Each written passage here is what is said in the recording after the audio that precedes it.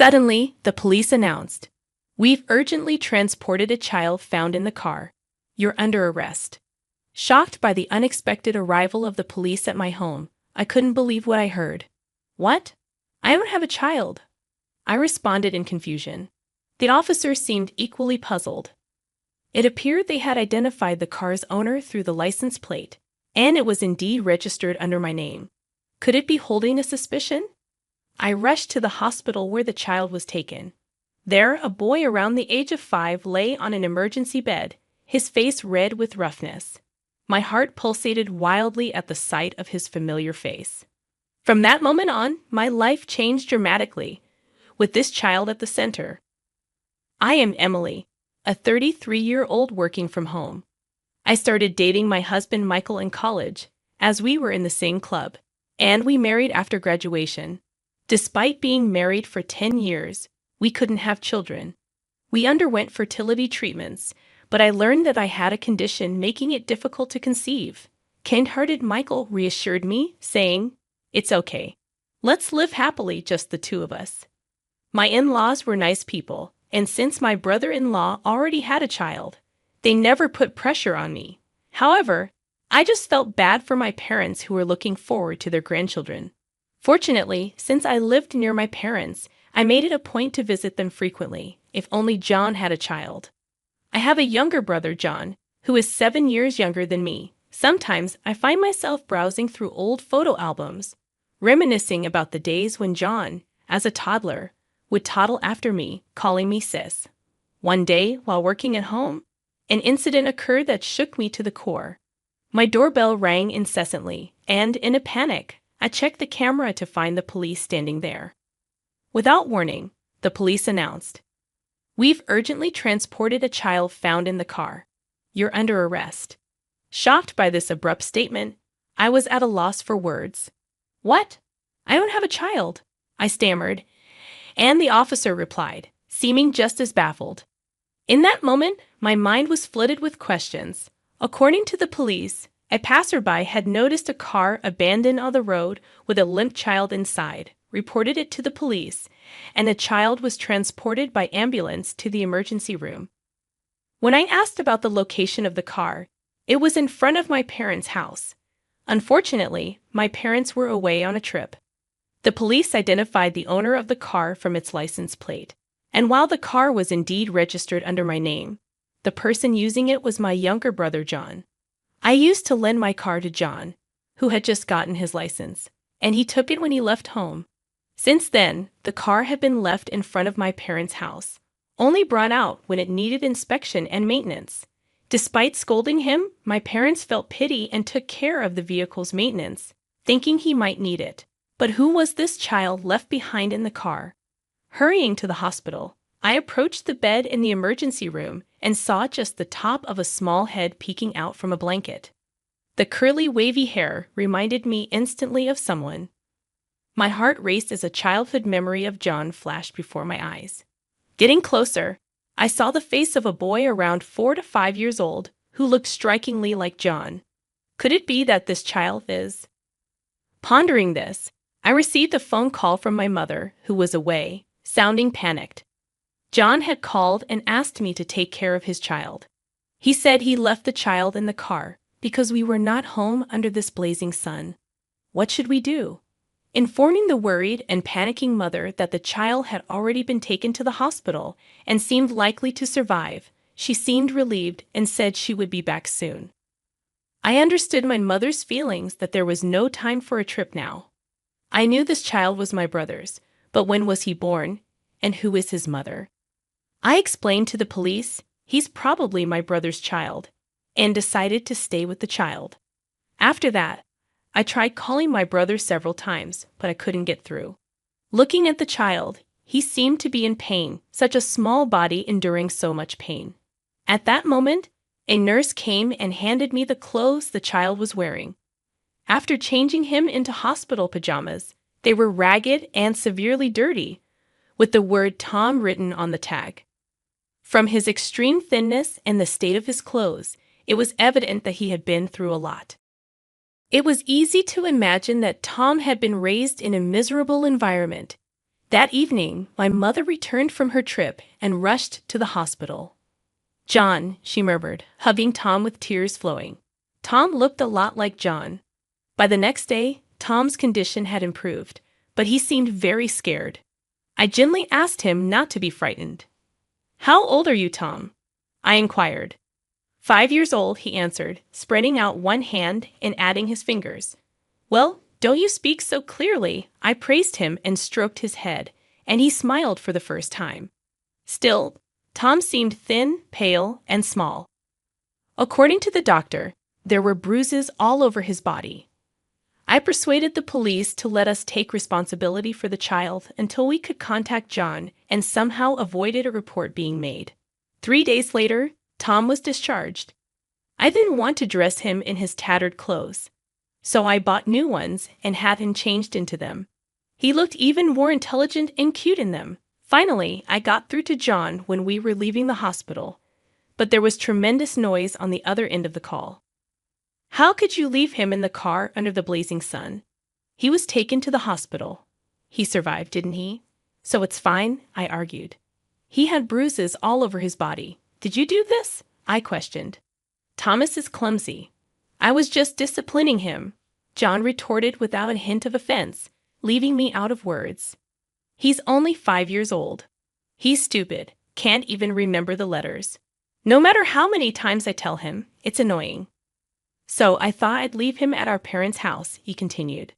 I was shocked at my brother's verbal abuse of his son, thinking it might be better for him not to be with such a parent.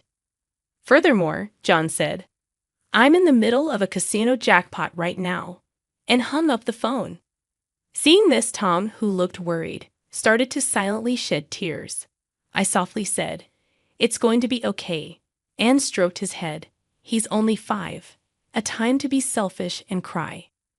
But he didn't, and it felt odd that he never called for his daddy or mommy. Imagining the reason made my heart ache. Afterward, following discussions with Michael and my parents, we decided to look after Tom in our home. At home, I prepared a kid's lunch with hamburgers and fries decorated with character flags. When I placed it in front of Tom, his eyes sparkled. "I've never seen anything like this. Can I really eat it?" he asked with amazement. "Of course, I made it for you, Tom," I replied. I loved the way he devoured it, ketchup all over his mouth, and a crunchy smile on his face. In the evening, Tom played around in the bath with Michael, laughing and enjoying. At night, I would read him picture books while lying next to him. He would listen intently with sparkling eyes, but then he would suddenly look at me with an anxious expression. "Can I stay here forever? I don't want to go back home anymore." "I get it. You want to stay here, right?" Tom nodded with relief, and it was heart-wrenching to see him that way. As the days went by, he became even more attached to me and Michael. When I was folding laundry, he would come over and offer to help. When I went shopping, he tried to carry my bags with his little body. Living together, I realized he was a kind and wonderful child. Michael and I, having grown so fond of him, started discussing adopting him, especially if John and his partner weren't planning to raise him. When I checked with the city office, I found that my brother and his wife had registered Tom's birth, and on the certificate of residence, the parents and Tom were living in my parents' house. We started consultations at the family court about a month after we took in Tom. John and a young woman came to visit. "Hey, thanks for taking care of Tom, lol." As soon as Tom saw them, he hurriedly hid behind me. He must have had some frightening experiences after years without seeing him. My brother looked more aggressive, and his clothes were unkempt. The young woman with him, who introduced herself as Riza, wore numerous piercings in her ears and nose, looking flashy like a playgirl. "How did you know where I live?" I asked. "Mom. By the way, sis, you're living in a nice house and having a great life, huh? And I have something to discuss regarding Tom." "Let me in," my brother insisted. I didn't feel good about it, but I couldn't refuse when it was about Tom. According to my brother, he had married this woman shortly after leaving home. They had been moving around frequently, and there were times when they lived in their car because they had no place to stay. While looking around my house, my brother suddenly got to the point. I heard from Mom that you don't have any children, right? You've been married for 10 years with no kids, so you probably can't have any, can you? He insinuated. What are you trying to say? I asked. We've got a great idea. If you want Tom, how about it? But it won't be for free, my brother proposed. I was stunned by the audacity of him trying to sell his son for money after attempting to leave him with our parents because he was annoyed. I was burning with anger. John, what do you think your child is? He's not an object. What's with the audacity of trying to sell him for money after having tried to leave him with our parents because you were annoyed? Because you're too serious. Our parents always sided with you. It's funny how you blame your parents and me for your own lack of success. Shut up. Just give me the money. Enraged, John raised his hand to hit me. At that moment, Tom, who had been hiding behind me, stepped forward. He spread his arms, trying to protect me from John. Seeing this, I became even more determined to protect Tom. Selling a child for money is unthinkable. However, I decided to give them the $13,400 I had saved in my dresser as a settlement. I also had them sign an agreement that they would never get involved with the child again and obtained their consent for the adoption. John's wife remarked, "It's refreshing not to have to raise such a troublesome child," surprising me with her coldness. Once the procedures were completed, the two took the money, smirked, and disappeared. And so Tom truly became our child, and we completed the necessary legal procedures. The following days were nothing but happiness. Tom grew up healthy, and we, as a couple, thanks to him, spent our days filled with smiles and joy. During this time, we noticed Tom's talents and wanted to nurture them. However, another incident occurred 15 years later. Once again, my younger brother and his wife came to visit. John had grown a scruffy beard. His hair was messy, and he looked rather thin. Although he should be only 41, he didn't look like it. The woman also had no makeup and was wearing dirty clothes and torn plastic sandals.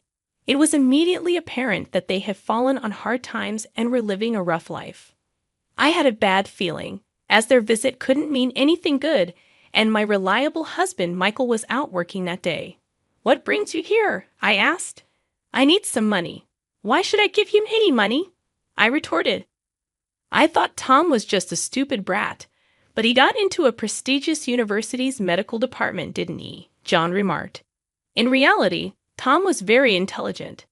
He had been at the top of his class since elementary school and even got into a prestigious medical school straight out of high school. "That's no longer your concern, is it?" I replied. "It's a big deal. He's my son. And since he's such an excellent son, I thought I'd take him back," John declared. Seeing my shock, John smirked. "If you don't like it, how about you give me $33,500? "Sister, didn't I already give you $13,400 15 years ago?" I questioned. "That's a different story. I can't give you such money," I firmly refused. John grabbed my collar and threatened me, asking if I wanted to get hurt. I felt more pain in my heart than my body.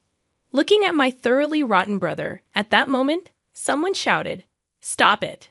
and grabbed John's arm. It was Tom, who had grown into a sturdy 20-year-old. John was easily subdued and was lying face down on the floor. My brother's wife, seeing the grown-up Tom, said sweetly, "You've grown up. I'm your mom. I've wanted to see you." But Tom firmly declared, "My only parents are the mom and dad of this house. I remember the horrible things you did to me when I was just 5. I experienced love for the first time when I came to this house. You are not my parents." Even after hearing Tom's words, the two didn't seem to give up, so I showed them the agreement we made 15 years ago. In fact, the agreement stated, "We will have no future involvement with the child. If we do not comply, we will be sued." "You've broken your promise." "I'm calling the police," I warned them. They were visibly shaken, making excuses that they had completely forgotten about it. "Actually, we are being pursued by debt collectors. Without $33,500, we're in deep trouble. So, Don't be so cold. Helping out, sister. You are rich, aren't you? After threatening me earlier, he was now pleading. I can't help you. The moment you abandoned Tom, you severed ties with me too. I have no brother anymore, please. I coldly rejected him. Helping him now would only encourage him to continue his behavior. As I was about to call the police, due to their insistence, they reluctantly left. Later on, I heard that the couple had been caught shoplifting and seemed to be in jail, leading a miserable life. Meanwhile, we three, Michael, Tom, and I, continued to live a peaceful and happy life. Seeing Tom, who wants to become a doctor to help those suffering from illnesses, makes me really happy. Thinking about it, we were able to live every day with laughter thanks to Tom. We hope to continue living happily together.